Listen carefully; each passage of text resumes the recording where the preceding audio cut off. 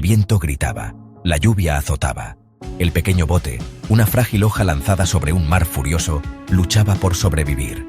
Adentro, acurrucada, una figura solitaria, con los ojos apretados contra el rocío punzante.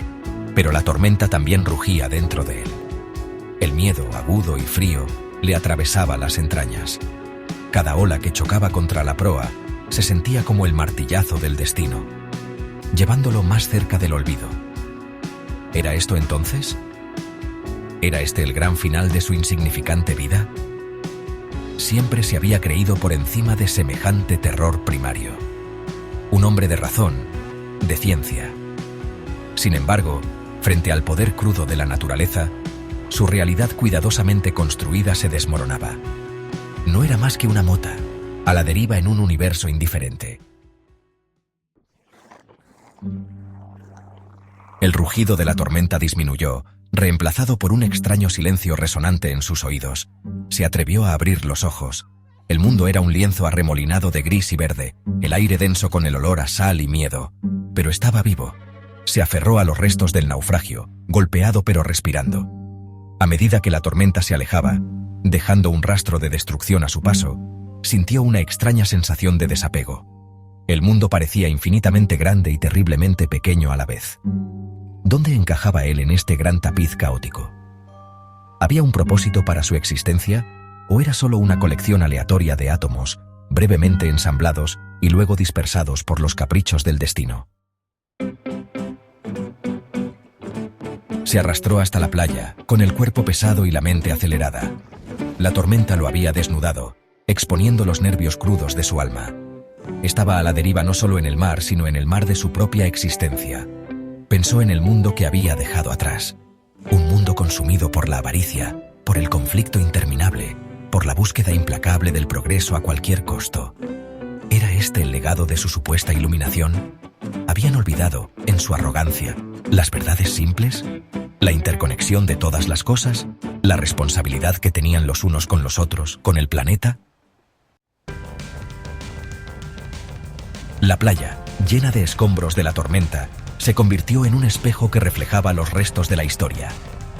Vio los fantasmas de imperios pasados, su grandeza ahora desvanecida, sus ambiciones convertidas en polvo. Vio los innumerables actos de crueldad, de avaricia, de ambición ciega que habían manchado las páginas de la historia humana. Y vio los innumerables actos de bondad, de coraje, de abnegación que habían mantenido parpadeando la llama de la esperanza. ¿Estaban condenados a repetir los errores del pasado? ¿O podrían aprender de los fracasos de sus antepasados y forjar un nuevo camino? Sección 5. La ilusión de la elección. Tropezó entre las dunas, cada paso una victoria contra la fuerza de la desesperación. El sol, un orbe de fuego que se hundía hacia el horizonte, pintaba el cielo en tonos naranja y púrpura. Un espectáculo impresionante de belleza nacido de las cenizas de la destrucción. Pensó en las decisiones que había tomado, en los caminos que no había tomado. ¿Había sido un buen hombre? ¿Había vivido una vida digna del precioso don de la existencia? La línea entre el bien y el mal, antes tan clara, ahora parecía borrosa. ¿Eran las circunstancias las que moldeaban sus acciones, o eran inherentemente defectuosos, atrapados para siempre en una danza cósmica entre la oscuridad y la luz? Salió de la cueva, parpadeando contra el resplandor del sol de la mañana. La tormenta había pasado, dejando atrás un mundo limpio. El aire olía a sal y algas, a nuevos comienzos. Arriba, un pájaro solitario volaba en círculos, su grito un himno desafiante contra el silencio. Lo vio volar, sus alas trazando arcos elegantes contra el lienzo azul del cielo.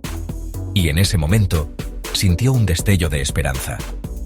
Porque incluso frente a una pérdida inimaginable, incluso cuando las tormentas de la vida lo dejaban desnudo, había belleza, había resiliencia.